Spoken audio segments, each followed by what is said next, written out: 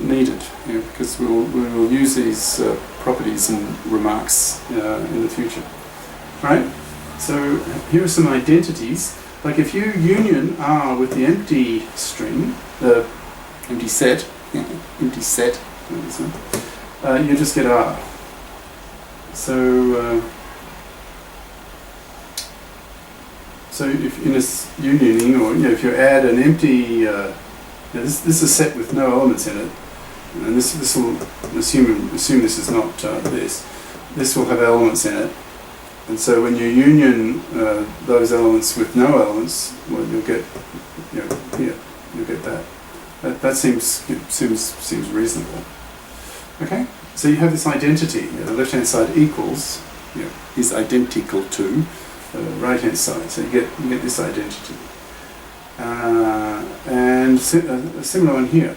So if you concatenate with the empty string, remember eta is the empty string, you'll just get this. Why is that? So concatenation, right? You're concatenating two sets. So you'll take an x, in other words a string, out of your first set, call it x, and you'll take a string out of your second set, call it y, and then the result will be all possible xy's. Well, now y is the empty string. There's just nothing there. And so if you concatenate x with nothing, just get x. So you're just left with that. So that sounds plausible. Okay. Right. So you have another identity here. So R concat empty string equals R. And here R union empty set equals R. So you have these two identities. Remember that, because they'll get used later. All right. Now there's a warning. If you swap this and this, so if you put an eta here and you put an empty set here, the equality may fail. It won't always be true. It may be true in many cases, but not strictly true. There may be counterexamples. There may be cases where it fails. For example, so be careful. So R union empty string, so you're replacing the empty set by the empty string. You're replacing this by eta. Okay, here. Now that may not equal R. Right? If this is eta, this equality here is not strict. It may fail. Why is that? Well,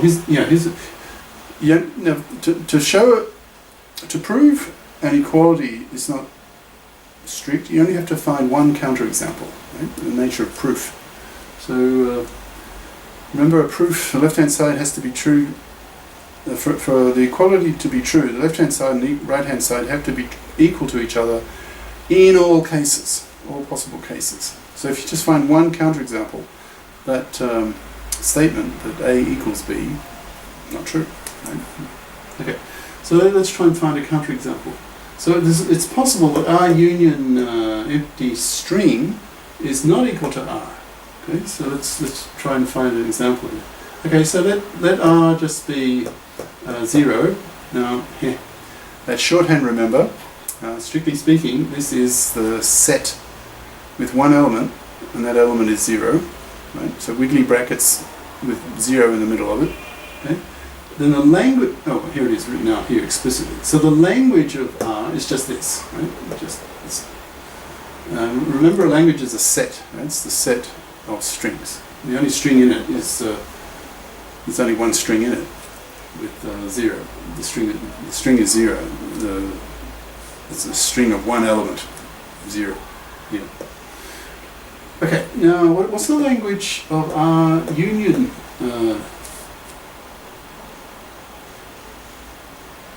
And this eta is the empty string. Well, remember, the empty string is Now you're talking union, right? So this is shorthand. Now union operator operates on sets. So this is shorthand. Strictly speaking, it's wiggly. It's the set wiggly brackets with eta inside, and eta being the empty set. And the empty set is always a member of your set. Remember that. Okay. So so what is this language then? Well, now R as a set is just this, the set containing only 0, right? And you're talking a union. Now that shorthand, it's strictly speaking the set, wiggly brackets with eta, one member eta. Right? Remember, all sets contain the 0, the empty set. Okay? So this union will have two members in it, 0, comma, eta. Well, that's not the same as this, all right? And therefore, this and this are not the same thing. Okay? Why not? Well, because L of this, L of R is that, but L of that is this with two elements, and that's one element. So they're not the same. So you found a counterexample. And therefore, in general, this is not equal to that. Okay. Now, similarly, if you put the empty set here, then this equality might fail. So let's try and find a counter example. So again, we use the R equals 0. Remember, it's shorthand. So strictly speaking, it's this. So your L of R would be that. So all this is just the same as this, right? Just a repeat. Okay. Now, concatenation with the empty set. Now, concatenating the empty set yields the empty set.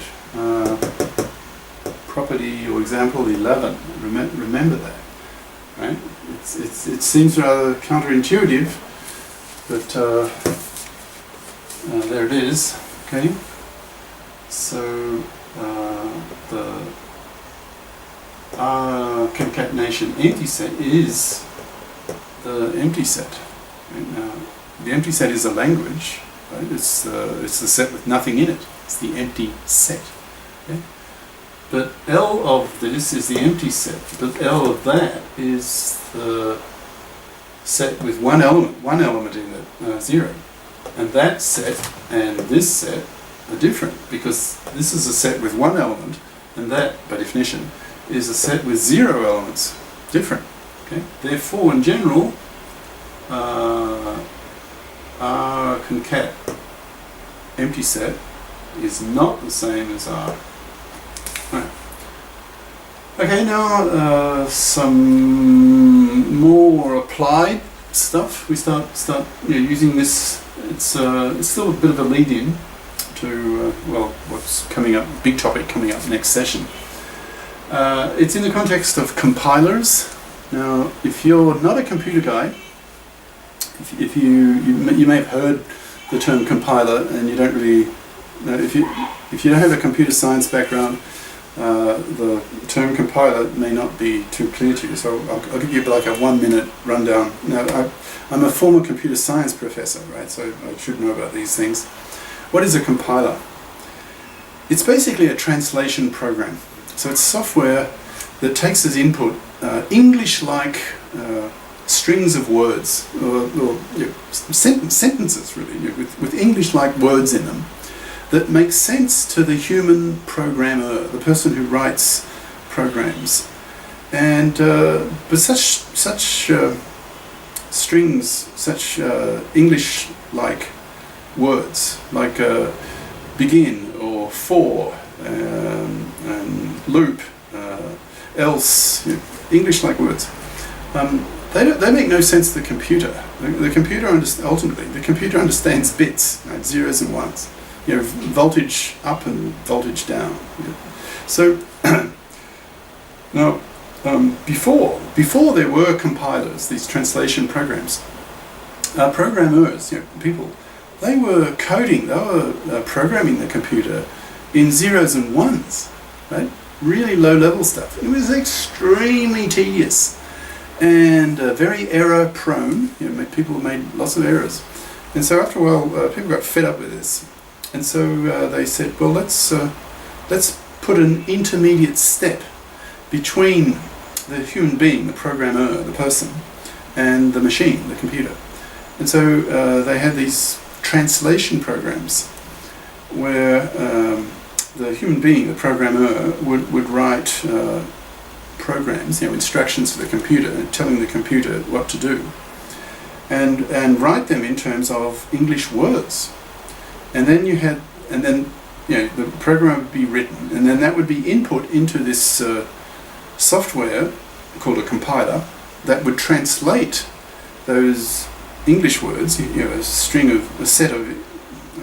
sequence of English words, like, mixed with numbers and stuff, and translate that ultimately into a sequence of zeros and ones that the computer could understand.